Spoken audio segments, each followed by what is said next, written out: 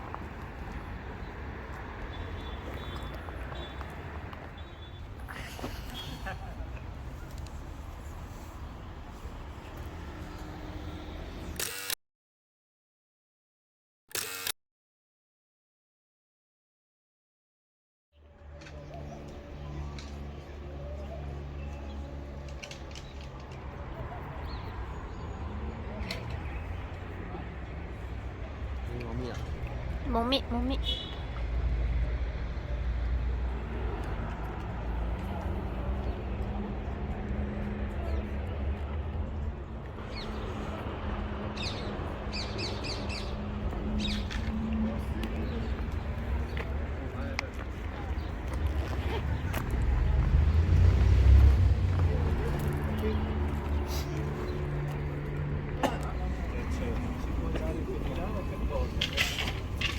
Buon ritiro a tutti. Grazie mille, buona giornata.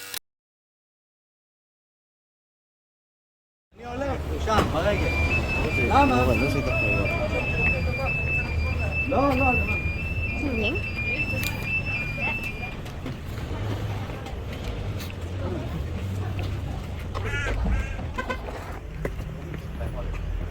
One by one. Because there are cars behind us.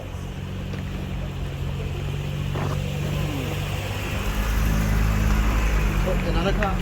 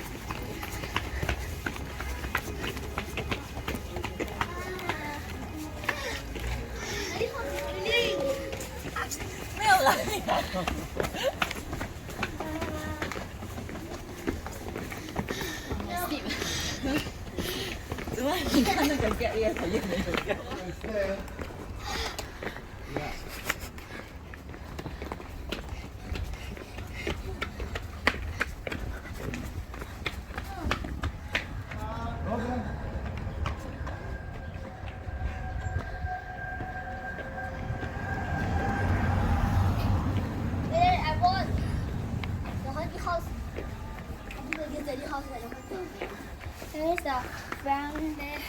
I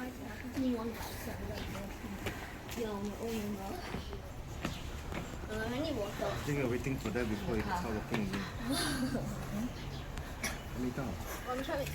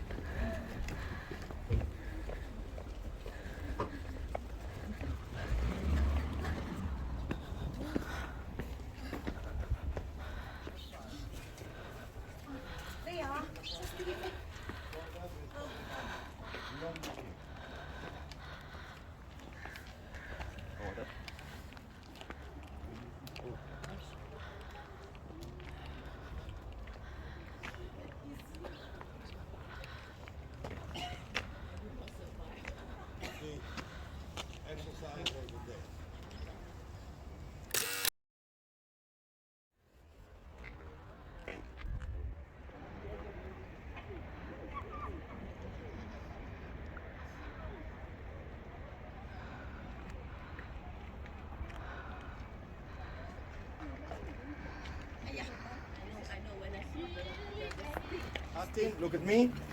The top of this church designed like a tear of a man, In Latin, Dominus Flevit means the Lord. That's what do we see? We actually see a workshop, like a little factory, a workshop of how to make small coffins. Small coffins to bury, which we call ossuary. Ossuary. That's the name. Now I'll tell you why you need it. Come closer, please. You can see. Do you remember when we drove down all the way to the Gethsemane Valley? I showed you a big round stone. It's a tomb, because back in those days, the burial was done in two phases. Phase one, we wrap the body. We put it on the floor of a cave, wrapping the body, not in a casket, wrapping the body. Put it in the floor of a cave. We close the tomb. This is why you need a round stone. 11 months about. Then what we do, we open the tomb again. We take what's left, and what left is only bones. Where do we put the bones? Ossuary. The place that you have seen with the round stone, it's for the whole family. The whole family will be buried there. When the place is full, what do? We move location. When in the Old Testament, especially when someone died, they didn't write he died. The expression is not he died. What is the expression in the Bible? He was gathered to be by his elders. He was gathered to be by his elders. What does it mean? Your little box is next to your parents, and they're next to their etc., etc. So you are really gathered to be by your elders. We used to do it like this. We used to. Now we do it individual grave. In fact, now we do two, and now we even have to bury in, unfortunately, because there is a lack of space. This is a big Jewish cemetery. I'll make a stop later and I'll talk about the Jewish custom, how we bury, and why do we leave a stone on someone's grave when we come to visit. Why do we do it? I'll talk later. So far, so good? Yes. So far? Yes. Come with me.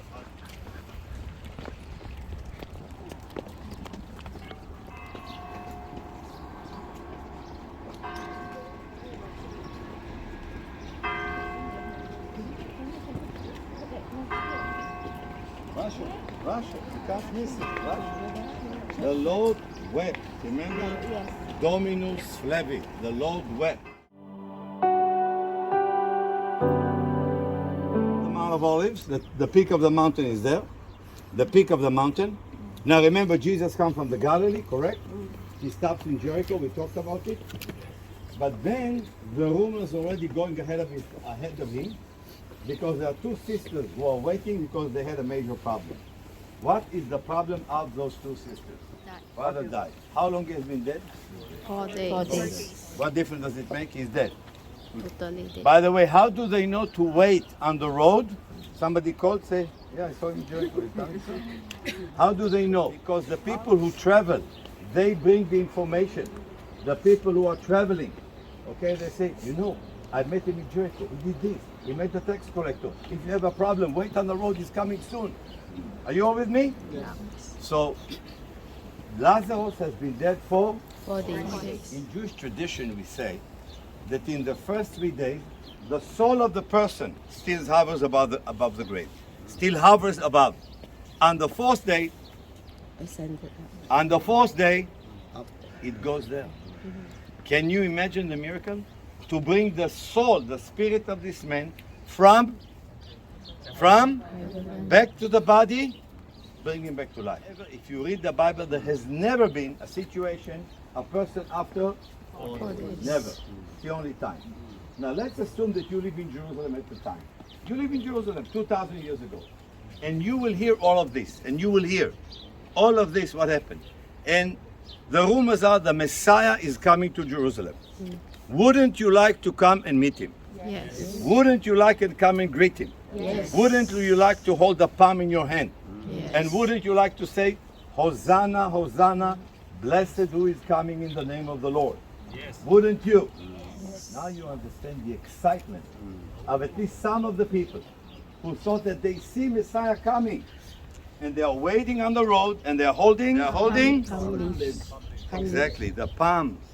And therefore the road between the top of the mountain all the way to the garden where we just been. It's called a Palm Sunday. Palm Sunday. Why? Because they were holding, and it was a thank you. Why palm? First of all, it's very unusual for a Jew to hold palm in the feast of Passover. We hold it in the feast of Tabernacle, but there is one exception. When Messiah when he comes to Jerusalem, okay, for his triumphal entry, the way to greet Messiah is with palm. So that's the exception. The exception is when Messiah comes with his triumphal entry, the way to greet him is with a palm. And therefore the name of the road, Palm Sunday. You walked it up and you're going to walk it down. Palm Sunday. The old city is in front of our eyes. Well, we see this beautiful golden dome. What was there 2,000 years ago? What was there? The temple. And in the days of Abraham, it was a mountain. The name of the mountain, Moriah. The slope of Mount of Olives. Over there, over there on top where the big church is, Mount Zion. The upper room is there and we will be there. Okay? And this is Olive and this is Moriah. Yeah. Meaning, in the time of Jesus, the city was not there. The city was within the walls. But the city was bigger. The city of Jerusalem was bigger. People, you're not with me. In the time of Jesus, look halfway up. Do you see a building with red roof? Red roof. That building with the red roof was within the city walls. Within. People look at me. Within. Why? Because the building next to it, it's a church. You see Grey Dome? Church? Yeah. Do you see a church? Yes. This is the place of Caiaphas the high priest. We will be there tomorrow afternoon. Is within the city. Within. And the meaning of that, the city of Jerusalem in the time of Jesus was bigger. The city in the time of the Ottoman Turks, because the walls are Ottoman Turks, 1500 years after Jesus, is a bit smaller. Why? Because Sultan Suleiman, the Turk, okay, in the year 1537, when he ordered the rebuilding of the wall, they cut the mountain into half. You see? That's Mount Zion. Look at the church up on top. The church up on top is outside, but in the time of Jesus, within the walls. All good? The wall goes this way and cut the mountain into half. I'm talking about Mount Zion. In the days of King David, where was the city of Jerusalem? Was it there? No. No. Where was the city? Do you see the road that goes up? You see a road goes up? Yeah. There is a car. In a minute, the car will be in a curve. To the left of the car, there is a building. Another building, and then there is a wall. A wall. Yeah. Yes. Okay? Remains of a wall. That is the city of David. The meaning of that, in the time of King David, 1,000 years before Jesus, the city is there. The city is not here. The city is there. The northern border of the city was the road. The road, can you see the road? Yeah. Meaning, if you see the road goes this way, the city was on the left of the road. People on the left of the, small, very small. King Herod made it to what it be big. In the time of Solomon, the son of David, people, Solomon, leave the picture now. Solomon, the son of David, if you want to go visit the temple, you had to go outside of the city to go to the temple. You had to go out. You had to go out to a mountain called Mount Moriah. What happened 1,000 years later in the time of Herod? Herod expands the city in two main directions, north and west. And why? Because you can't build the city in the valley. Here there is a valley. There is a valley. You can't build in the valley. Therefore, he had to go to the slope of the mountain. He went north and he went west. Okay? In the time of Abraham, the city was there, a small city. Abraham came to Mount Moriah. Remember? Yeah. And he's about to offer his son. We will talk about it. Tomorrow we will be there. In the very place where later on a temple will be built. Ladies and gentlemen, the first temple and the second temple, same location. First temple of Solomon, small. Temple of King Herod, the same temple that Jesus visited, much bigger. But the location, same location. Because what determined the location is the rock which is under this mosque. The rock where Abraham brought his son to be offered. the rock that we Jews believe that from under this rock there is soil, earth, and God was taking the soil from this place to create first man. That is the Jewish tradition. It's not in the Bible. People, it is not in the Bible. Who live within the old city and how many? People, be with me, be with me. 40,000 people roughly live with what we call within the walls. 40,000 people. Look where you see the white dome. You see white dome right there? Yes. White. Yeah, The that's Jewish cool. people, 4,000. Behind them, Armenian. You can't see, but behind them, we're going to be there. Move to the right. There is a tower and there is a big gray dome. Behind the golden dome. You see a big gray dome? Yeah. Gray. Yeah, great. That is Christian. Christian which are not Armenian. All kinds of Christian. Greek, Catholic, etc. There's about 1,500. By the way, Armenian about 2,000 roughly. And then to the very right, Muslim. The Muslim are the majority in the old city. About 28,000 Muslim roughly. So roughly 40,000 people. Majority Muslim, second big minority Jews, then Armenian, then Christian. 221 acres, that's all. 221 acres, 40,000 people are there. And we will see all those communities. We will walk in all the quarters. Today we're going to do mainly Muslim and Christian, mainly Muslim. Then on a Monday we will do Armenian, Christian and Jews. We will visit in the entire old city. We'll divide it into 2 days. Question. The Valley of Kidron is there, right? Yes. Why do Jews want to be buried there? Why this is all Jewish? Why? In the book of Joel, It's related to I believe chapter 4 if I'm not wrong, it says that in time to come, God is going to come and judge all the nations. All. Everyone, including you. Yes. So the Jews are saying, if God's going to judge, you want to be first to be judged. And that became to be, people, look at this cemetery, look at this. That's very old. Cemetery. This became to be very popular for Jewish people to be buried, so much that today to be buried here, it is very expensive. It's not the #1 cemetery in Jerusalem for size, but it's the #1 in the world for Jews. A Jew, even if he never lived here, if somebody will ask him, most of them who are here never lived here. But in their will, they said, we absolutely would like to be buried in the place next to the Kidron, okay? Next to the place of the final judgment. And now you understand why.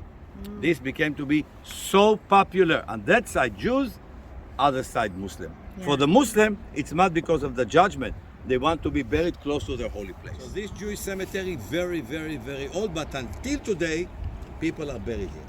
Until today. Some of the Christians buried in the depths next to the monastery. There is a cemetery up the hill. 2 cemeteries of Christian over there. Oscar Schindler is buried there. And another cemetery by the church. So there are few cemeteries for Christians. Okay. By the way, that's not the only cemetery for Jews. The big cemetery is not here. The big one is outside Jerusalem. When we're going to go on a Wednesday outside the city, I will show you a huge cemetery outside the city of Jerusalem. All good?